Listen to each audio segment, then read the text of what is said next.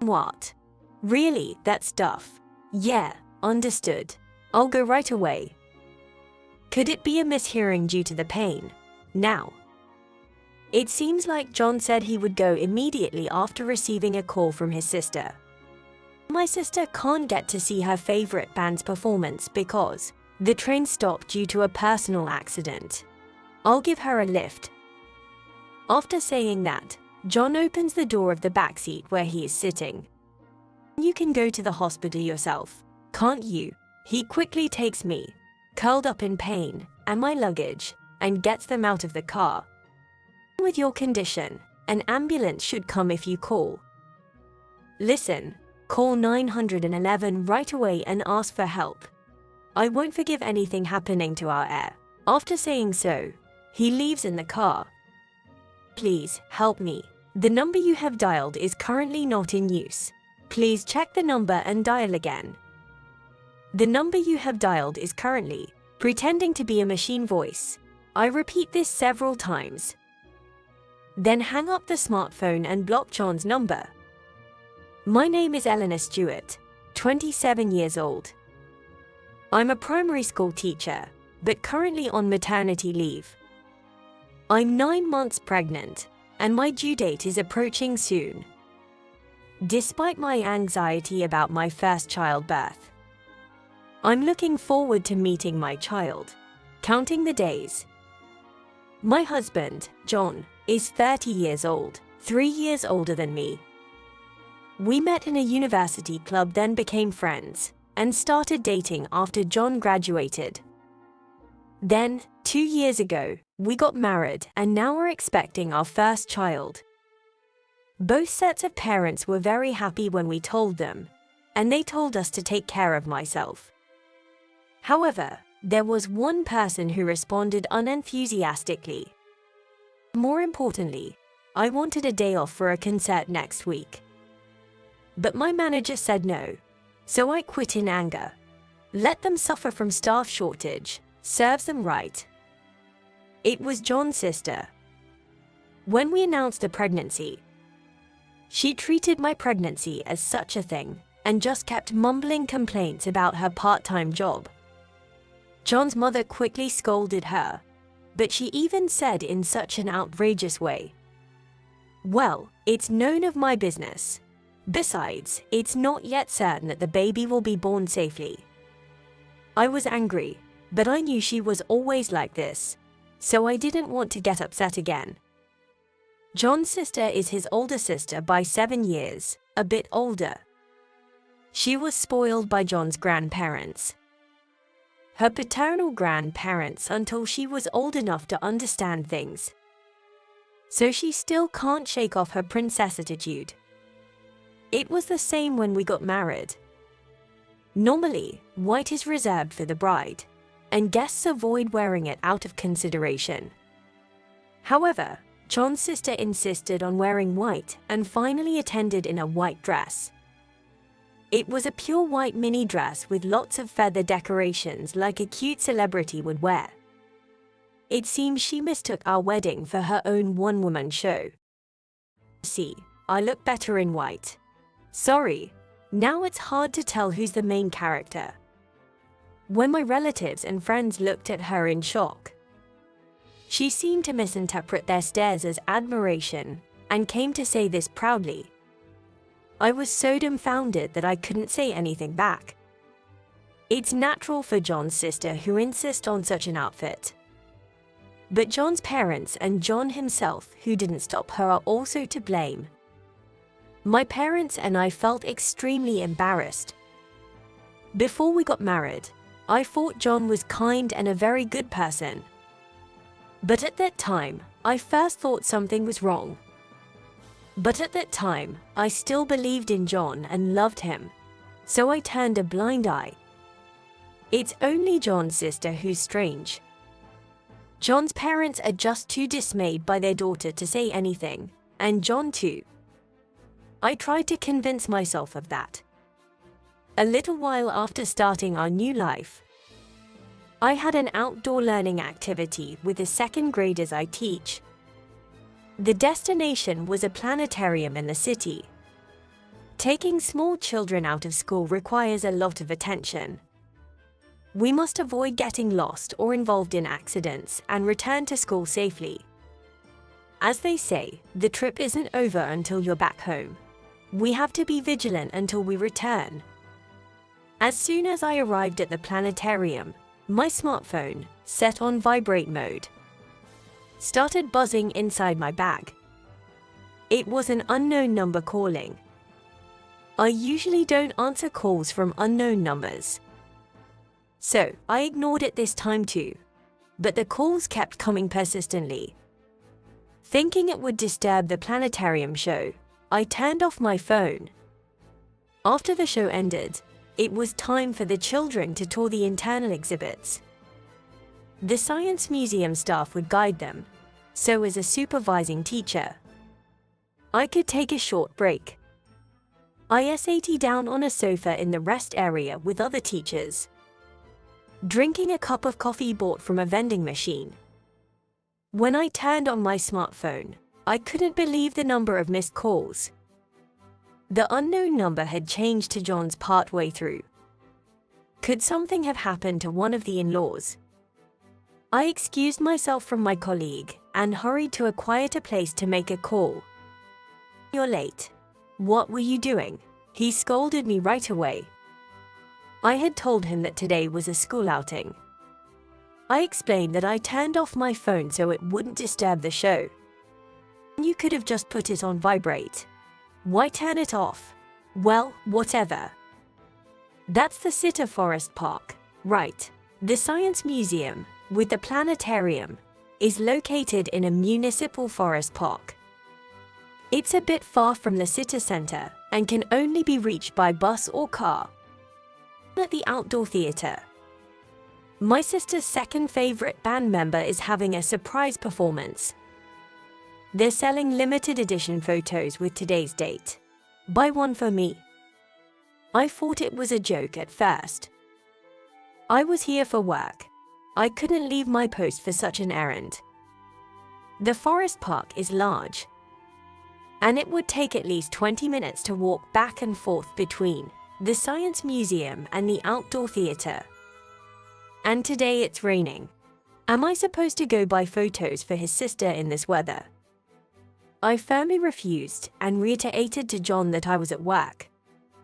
Disappointing. I didn't think Eleanor was so cold-hearted. "That's not you, right? Eleanor is supposed to be kind-hearted. Please, go and buy it." John tried to guilt trip and flatter me into going, but I was at work and couldn't agree, no matter what he said. "Fine, forget it. I'm disappointed in you," John said loudly and hung up. I felt a chill in my heart. I never expected John to make such an unreasonable request. It was unpleasant and sad. Still, I managed to control my emotions and finish the school outing. When I got home, John wasn't there. There was a message on my phone saying he was waiting at his parents' house. With a heavy heart, I walked the 15 minutes to my in-laws' house. There, I found John's parents, John and his sister. "Say sorry about it to my sister." That was the first thing he said. His sister had learned about the surprise performance during her shift and rushed to the outdoor theater. But by the time she arrived, the limited edition photos had sold out. Poor thing, my sister was crying the whole time. His sister was still looking down, sniffling. John was patting her back, making a pitiful face. Their in-laws just looked at me with a sorry expression, but said nothing. It seemed they had no idea what to do with their unreasonable daughter and son. After a while, his sister stopped sniffling, wiped her face with a crumpled idle merchandise towel, and smiled. "It's okay now. But buy me this instead." She thrust her smartphone at me. It was a flea market app screen. "My sister says if you buy that for her, she'll forgive today's incident." Lucky, right? John pointed with a smile at a photo of what seemed to be today's limited edition photo. $300. The photo, which reportedly sold for $5, was now priced at that. That's cheap, right? Just for that, you can get my sister's forgiveness. Just that. $300 just for that. For a single piece of paper. John's sister was looking at me with a face full of expectation. Extending her smartphone in her right hand and cutely pressing her left hand to her mouth, as if to maximize her cute self-act. John was gazing at her profile with an affectionate look. His parents, just like before, were giving me an apologetic look. But it seemed they had no intention of doing anything more. I had no desire to be part of such a farce. However, I realized that if I didn't make my stance clear here, I would be manipulated like this forever. So, I decided to comply with John's sister's request this time. All right, I'll buy it. John's sister's face brightened up instantly, clapping her hands like a child. But this isn't to say I'm taking in. This is the first and last time. I have no intention of lifting a finger for my sister-in-law after this. This is a declaration of the intent. In front of a surprised John and his sister, and his parents who looked at each other with troubled faces, I purchased the $300 photo. Then, without a word, I left my in-laws' house and went home alone. For a while after that day, John stayed at his parents' house and didn't come back. But suddenly, as if everything had cooled down, he returned as if nothing had happened. I silently accepted it. I had no intention of asking what John's sister did with the photo or having any further involvement with her. If anything more was said or done, I was ready to end our marriage. Perhaps John sensed my resolve, as he never mentioned his sister again. And so, we returned to being a normal couple and led a peaceful life. During this time, I noticed something was off. Suspecting something, I bought a test from the pharmacy and it turned out positive. I was pregnant. When I visited my in-laws to report after several months, his parents were happy. But his sister was still the same, treating it as such a thing. From then on, I never met John's sister again, and my pregnancy progressed smoothly. The baby in my belly was a boy. I wondered what kind of cute child he would be. Finally, the time for childbirth arrived. My water broke, and I hurriedly prepared for the hospital. The labor pains began soon after. Are you okay? I'll take you to the hospital right away. John gently put me in the car and drove towards the hospital. Despite my anxiety about giving birth, it was okay John was with me. I calmed my heart, gently stroking my belly, saying, "It's okay, we'll meet soon." Suddenly, a familiar ringtone echoed inside the car. It was John's phone. That ringtone meant it was a call from his sister. "Hello."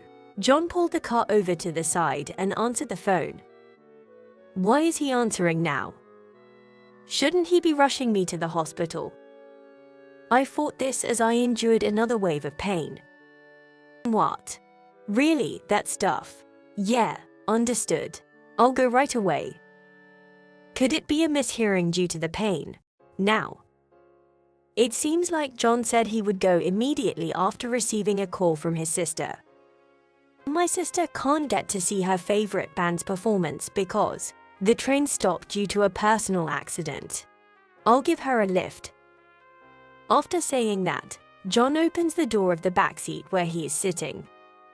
You can go to the hospital yourself, can't you? He quickly took me, curled up in pain, and my luggage out of the car. With your condition, an ambulance should come if you call. Listen, call 911 right away and ask for help. I won't forgive anything happening to our heir."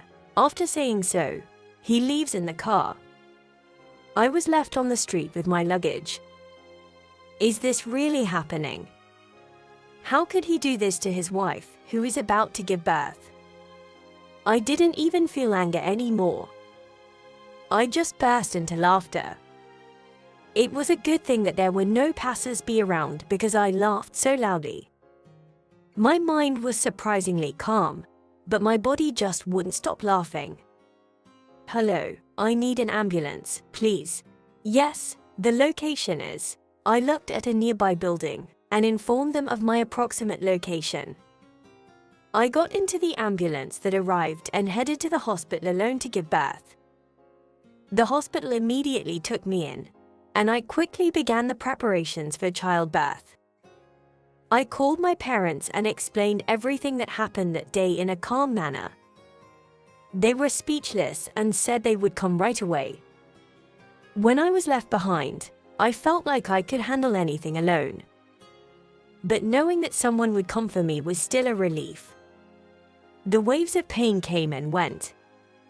The nurses and midwives checked on me, saying everything was progressing smoothly. About an hour after I arrived at the hospital, my phone rang. The pain had just subsided. So I picked up the phone and saw the last person I wanted to see on the screen. It was John. I ignored it for a while, but he kept calling and leaving voicemails, so I decided to answer. Not because I was concerned about John, but because the constant ringing was unbearable. When I pressed the call button, John's voice came through. "Hello, Eleanor." "Oh, good, you answered." John's voice sounded deeply relieved. Maybe he was worried about the wife and unborn child he had left behind. But that thought was quickly proven wrong. "Please, help me." I thought it was nonsensical. What could a wife about to give birth possibly help him with? Actually, there's been a little accident at a highway rest stop. The number you have dialed is currently not in use. Please check the number and dial again. The number you have dialed is currently. I pretended to be an automated message and repeated it a few times. Then hung up and blocked John's number. I gave birth to a boy safely. It was surprisingly an easy delivery. Perhaps the shocking events had numbed my pain receptors. It was so quick that even the hospital staff were surprised, saying it's rare for a first delivery. Whatever the case, an easy birth is always better. I felt happy looking at my son sleeping beside me. He was born so quickly that my parents, who rushed from afar, didn't make it in time for the birth. They seemed apologetic, but their relief at our safety was greater, and they smiled kindly. Their smiles made me happy too. I didn't inform John's parents. If John wanted to tell them, he could do it himself. Anyway, I had no intention of letting them meet my son. This child is mine alone, not related to John's family.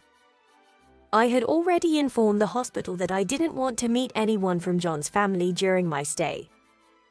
Only my parents were allowed to visit.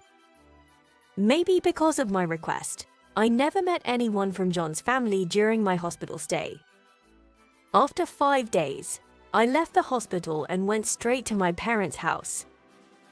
Once at my parents' house, I immediately contacted a lawyer to begin divorce proceedings. Leaving a pregnant woman in labor on the roadside is enough reason for divorce. The lawyer was appalled upon hearing my story, saying it could be considered an assault since he practically pushed her out of the car, or injury due to malicious abandonment. Abandoning a pregnant woman close to giving birth, who couldn't protect herself on the roadside is an act of a monster, the lawyer said. I thought so too. By the way, John had called me for help that day. But since I had shut down all communications related to John's family, I had no idea what happened. I asked the lawyer to find out what happened and let me know as well. And the story I heard from the lawyer was beyond redemption. After abandoning me to pick up his sister, John apparently took a break at a rest area along the highway. The concert venue was about an hour and a half away by train and bus. John's sister had left home with plenty of time to spare, planning to buy merchandise and take photos, and decided to have a meal on the way. Of course, it was on John's dime.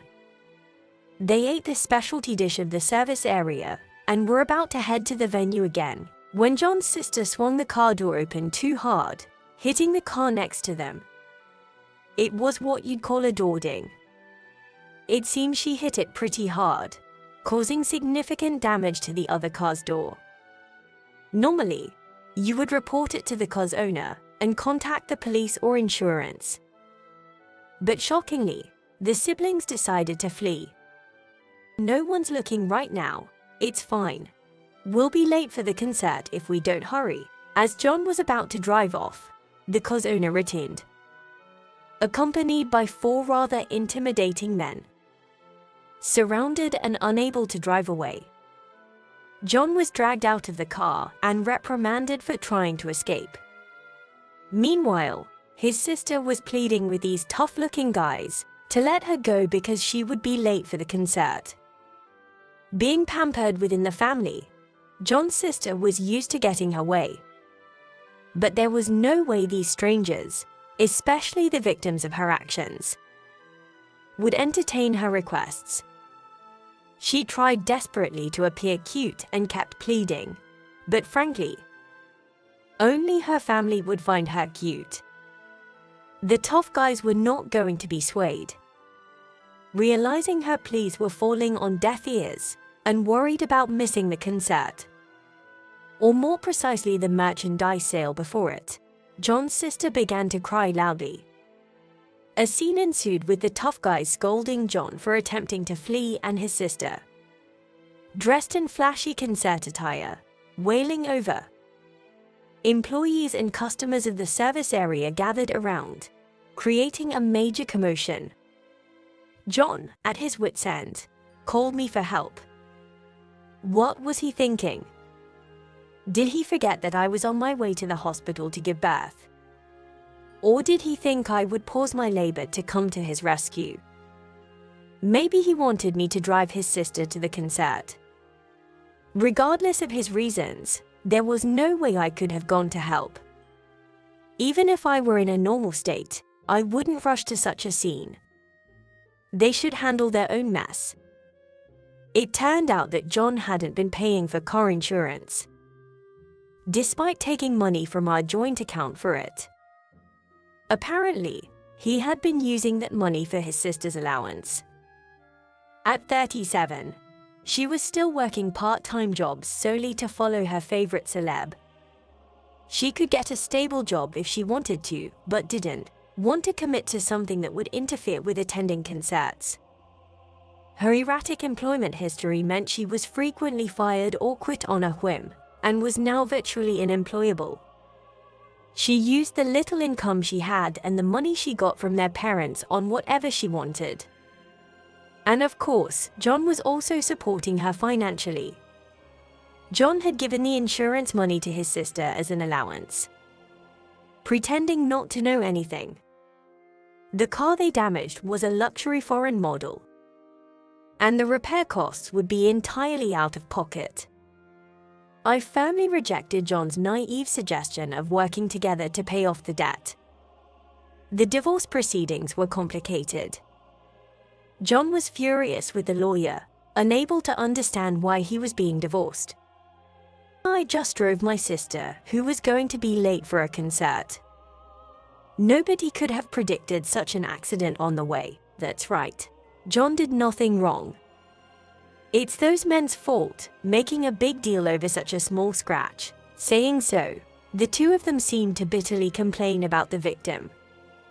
It appears that John thought the reason I wanted a divorce was because of that accident. Eleanor is being too sensitive for wanting a divorce over a minor car accident. Tell her to stop joking around and come back home quickly. Exactly. Just for something like that.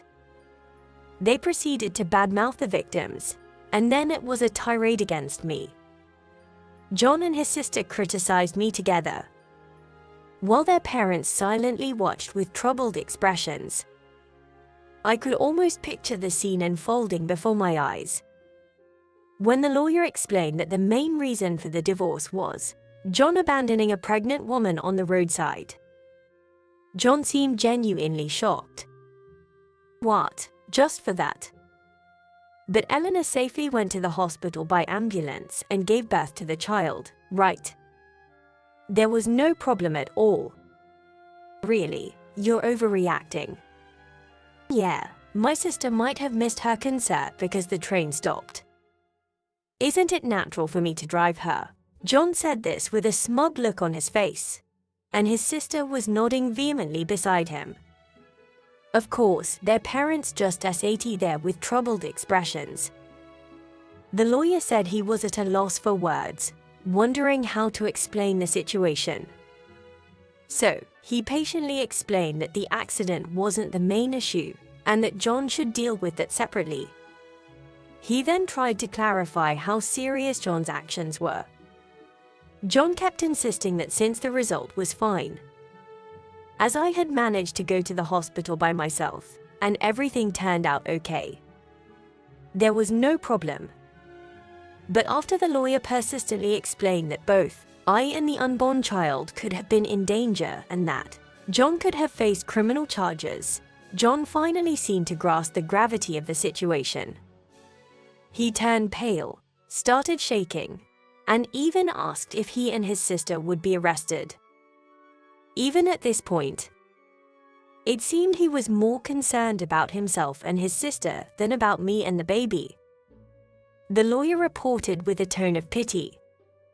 It was a tough process, but the divorce was finally settled, and I cut ties with John's family.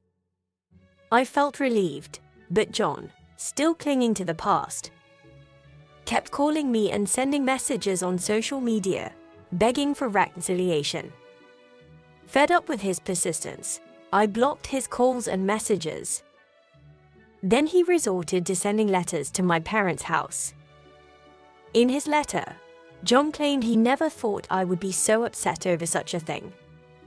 Since the birth was successful, isn't it harsh to divorce over just one mistake? You were supposed to be a more forgiving woman. Give me another chance. Don't you want a daughter next time? It's sad for our son to be an only child. Besides, our son is the heir to the Stewart family. Give him back to me. If you do that, I'll recognize you again as a wife of the Stewart family. It's not a bad deal, right? At first, the tone was somewhat humble, but it gradually became more condescending, which seems to reflect John's sister's influence. This is evident because the letter concluded with the following. So, my sister says she'll forgive you now. Think carefully. I almost laughed while reading the letter, and by the end, I burst out laughing. I had the lawyer send a message that if John contacted me again, I would demand more property division, and after that, he stopped reaching out. I can't help but give a wry smile at the fact that as soon as money was mentioned, he stopped approaching me. It seems that money is more important to him than his own heir. There's been no word from my in-laws. From start to finish, they were like movie extras, people without presence. They showed no desire to see their grandson, so I felt no need to say anything to them. I requested a lump sum payment for the property division and child support, as I couldn't bear the thought of dealing with them for years, and I anticipated that they would eventually stop paying.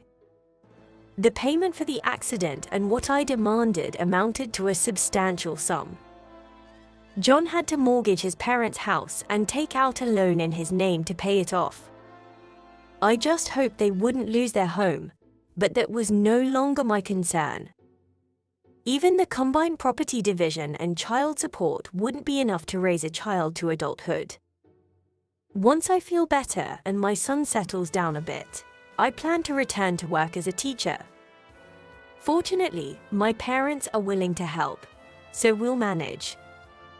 I want my son to grow up to be a person who thinks for himself and lives independently. Not like his father or his aunt, and certainly not like his grandparents, who were virtually invisible throughout. It was a regrettable end to my marriage, but I'm grateful for my son. It's just the two of us now, and we'll live a happy life together. And if a new relationship comes along someday with someone who loves my son, I won't hesitate to embrace that new happiness.